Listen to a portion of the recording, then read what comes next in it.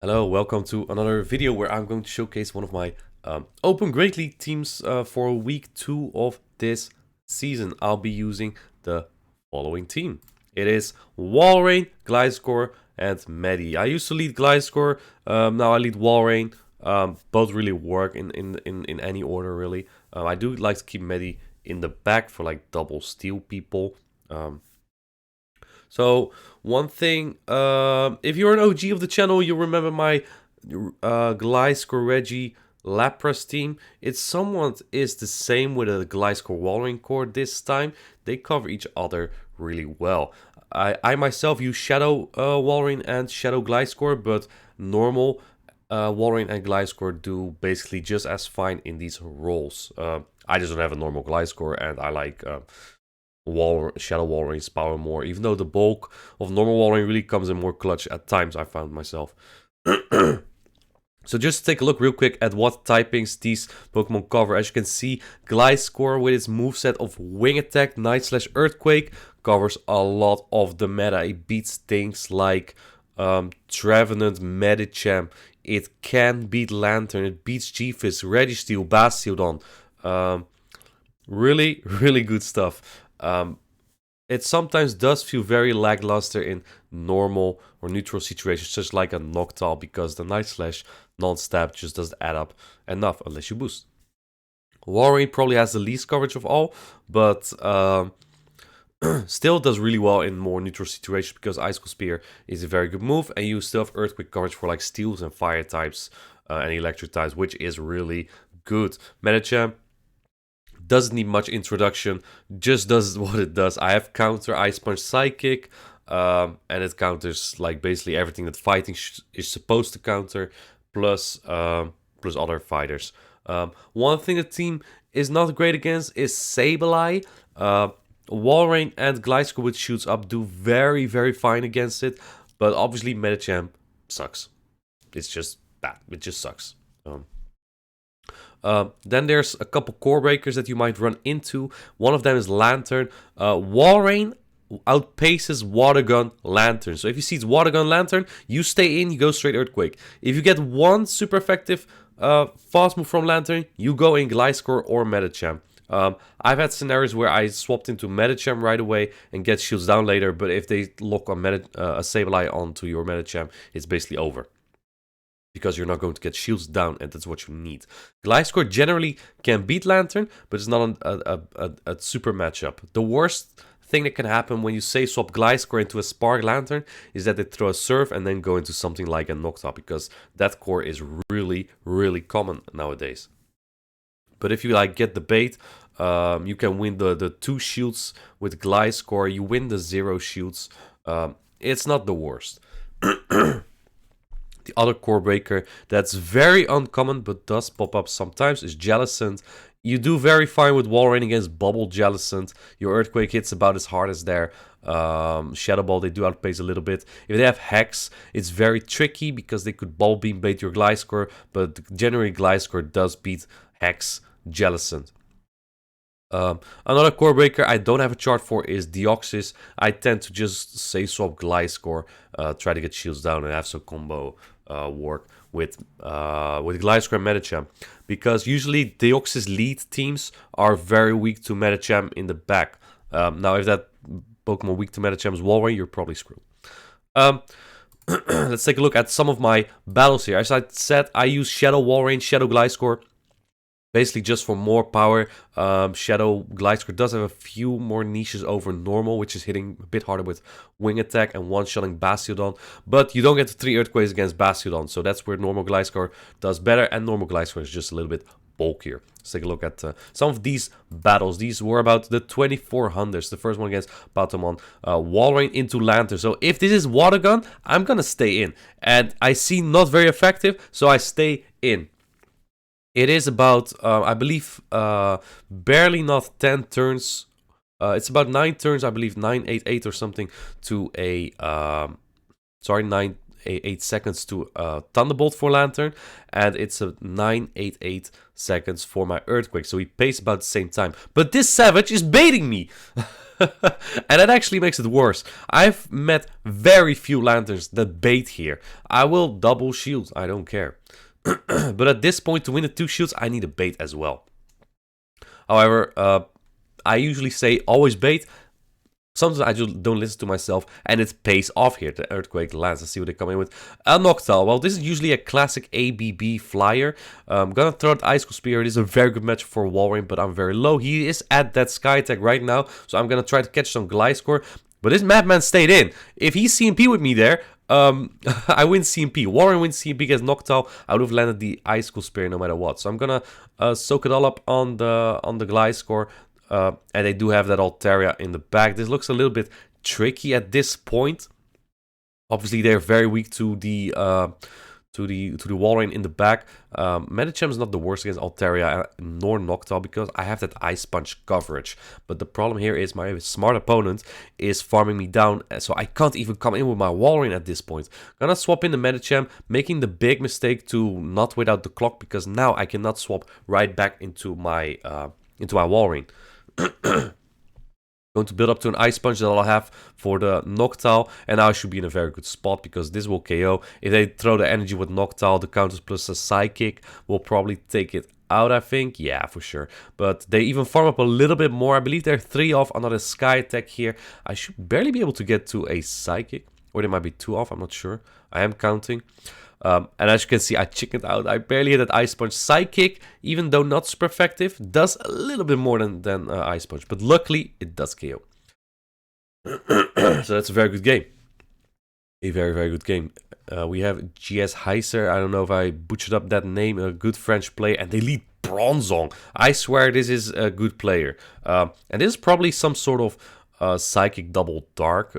I do know the French, some of the French do like their Bronzongs and Scrafties, so that's what I'm kind of thinking that could be in the back. I am not going to bait here. It's very tempting to, especially after I shield the first move.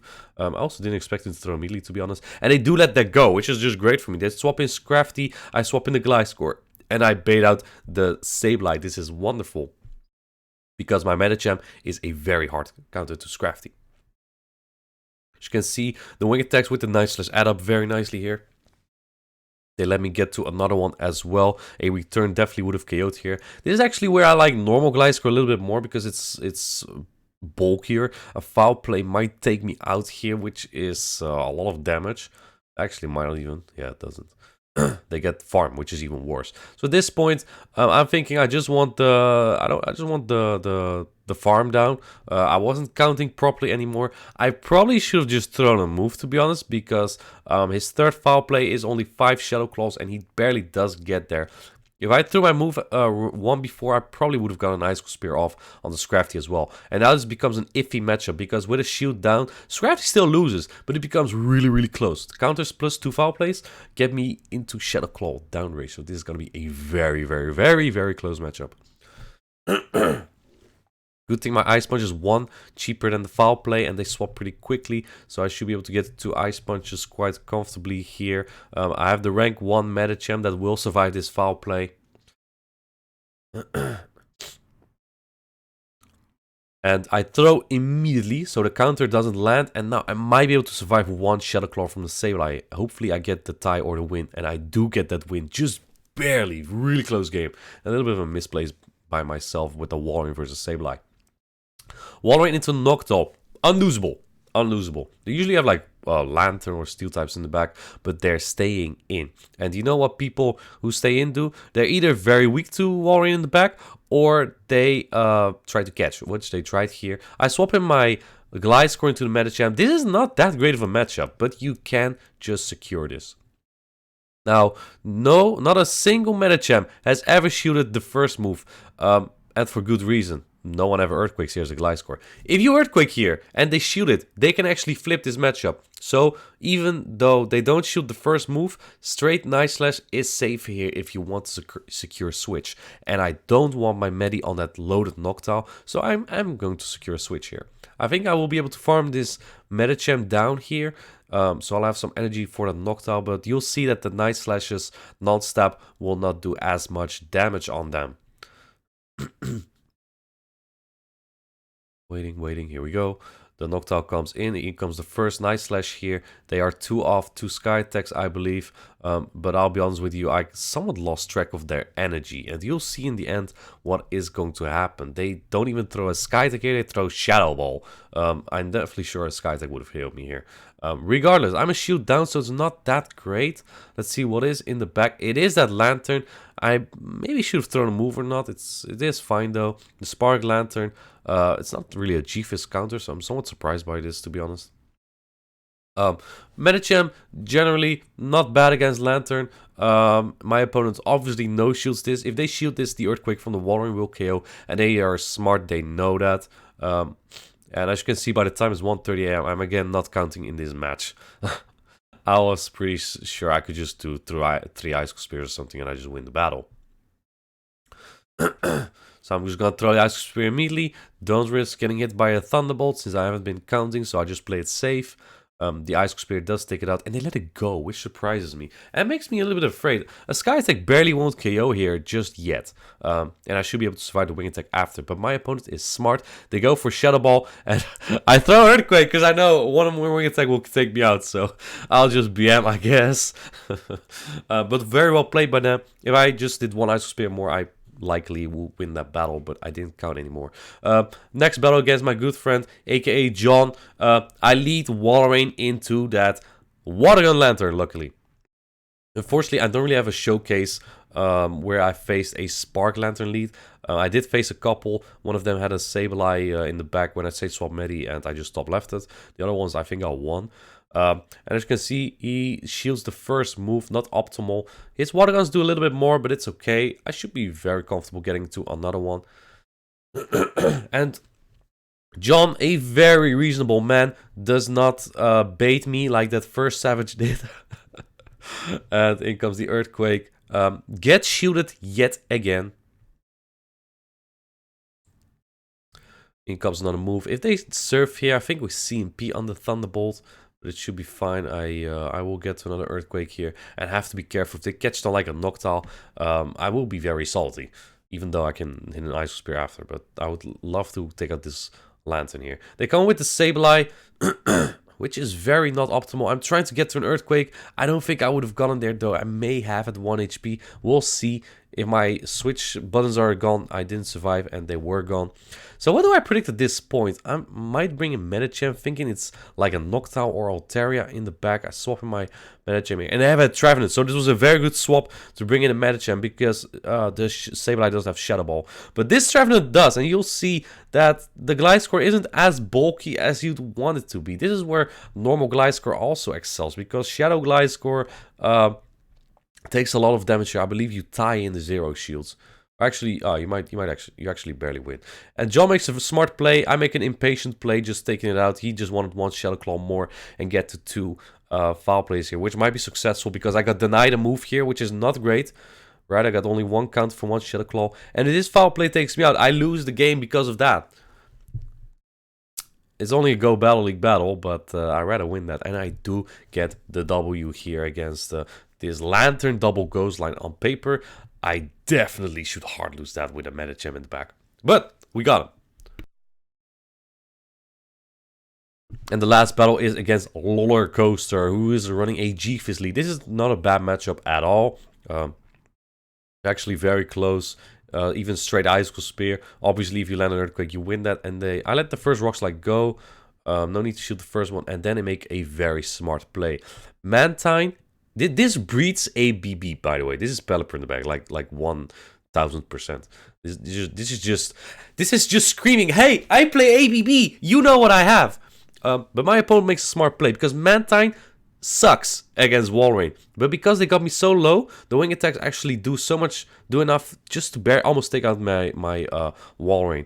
I'm gonna go in Medicham here actually, despite taking super effective wing attacks, because it learns Ice Beam. I am very aware of that. I don't want to get hit with an Ice Beam on my Gliscor, or even Bubble Beams, to be honest. The Ice Beam doesn't even do that much, but Pelipper is going to be trouble. It's going to be trouble. I heckin' love Pelipper. I heckin' love Pelipper. Look at him. I even have a plushie.